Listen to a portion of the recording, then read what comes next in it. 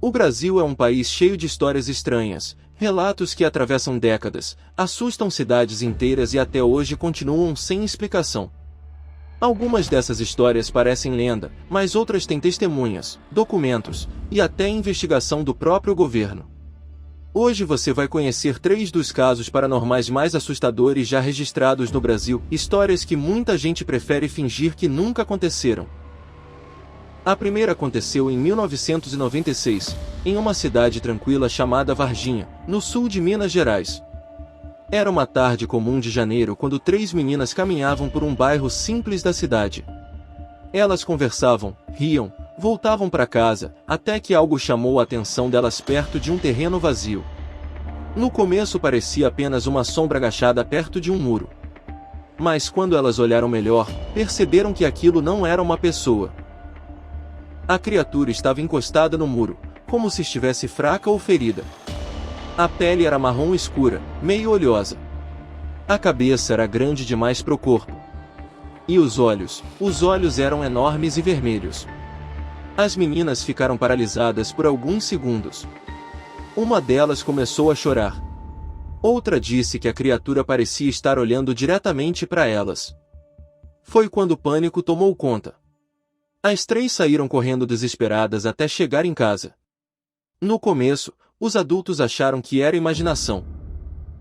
Crianças assustadas inventando história. Mas poucas horas depois começaram a surgir outros relatos pela cidade. Moradores disseram ter visto movimentação estranha de caminhões militares. Algumas pessoas juram ter visto soldados carregando caixas grandes cobertas por lonas.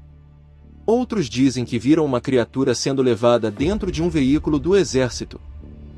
E o que deixou a história ainda mais sinistra, foi o que aconteceu semanas depois.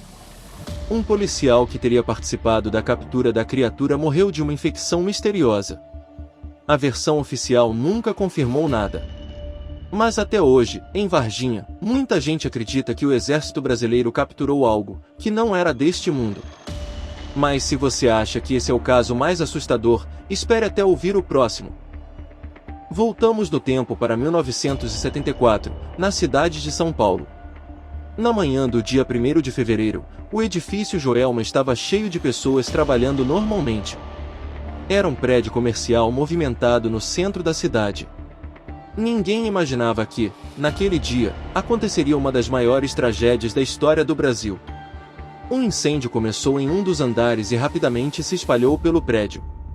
O fogo subia andar por andar. A fumaça tomava conta das escadas. Pessoas ficaram presas nas janelas, pedindo ajuda, tentando respirar. Algumas tentaram escapar pelo elevador, mas ficaram presas lá dentro. Quando o incêndio finalmente acabou, mais de 180 pessoas tinham perdido a vida. Mas o mais estranho começou anos depois. Quando o prédio foi reformado e voltou a funcionar, funcionários começaram a relatar coisas estranhas. Pessoas que trabalhavam à noite diziam ouvir passos em corredores completamente vazios. Elevadores paravam em andares onde ninguém tinha chamado. Alguns seguranças disseram ouvir gritos abafados durante a madrugada. Mas existe uma história específica que arrepia até hoje quem conhece o caso. Durante o resgate do incêndio, os bombeiros encontraram 13 corpos dentro de um elevador. Eles estavam completamente carbonizados e tão danificados que nunca puderam ser identificados. Essas vítimas ficaram conhecidas como as 13 almas do Joelma. Até hoje existem relatos de que, durante a madrugada, algumas pessoas que passam pelo prédio dizem sentir uma sensação estranha, como se não estivessem sozinhas ali. Mas talvez o caso mais misterioso de todos tenha acontecido na região amazônica. No final da década de 1970, moradores da pequena ilha de Colares, no Pará, começaram a ver luzes estranhas no céu durante a noite. No começo pareciam apenas estrelas se movendo, mas logo os relatos ficaram muito mais assustadores. As luzes desciam do céu e se aproximavam das casas. Algumas pessoas disseram que feixes de luz atingiam moradores durante a noite, deixando marcas na pele e uma sensação de fraqueza intensa. Os habitantes começaram a chamar essas luzes de chupa-chupa.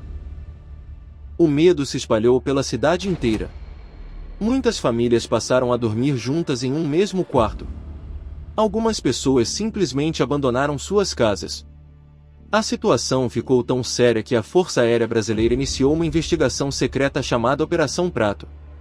Militares foram enviados para a região para registrar tudo o que estava acontecendo.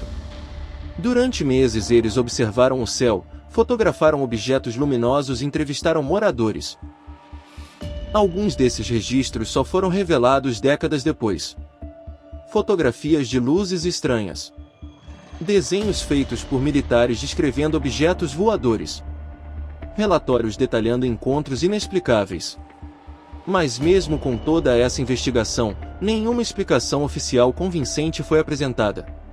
E talvez a parte mais perturbadora seja essa: muitos moradores da região dizem que, até hoje, ainda veem luzes estranhas no céu. O Brasil está cheio de histórias como essas. Relatos que atravessam gerações. Mistérios que nunca foram resolvidos. E que fazem muita gente se perguntar quantas dessas histórias são apenas lenda, e quantas podem ser algo muito mais real do que imaginamos. Esse foi o primeiro episódio de Casos Paranormais do Brasil. Nos próximos 2 sábados às 19 horas, vou trazer novos casos ainda mais assustadores. Se você gosta desse tipo de história, já deixa o like no vídeo, porque isso ajuda muito o canal a continuar trazendo relatos cada vez mais assustadores. Se inscreve também e ativa o sininho, porque toda semana podem aparecer novos casos paranormais aqui no canal. E se você conhece alguém que também gosta de mistérios, compartilha esse vídeo com essa pessoa. E se alguma coisa inexplicável já aconteceu com você, não guarda isso sozinho. Me manda seu relato, o e-mail tá na descrição. Porque a próxima história pode ser a sua.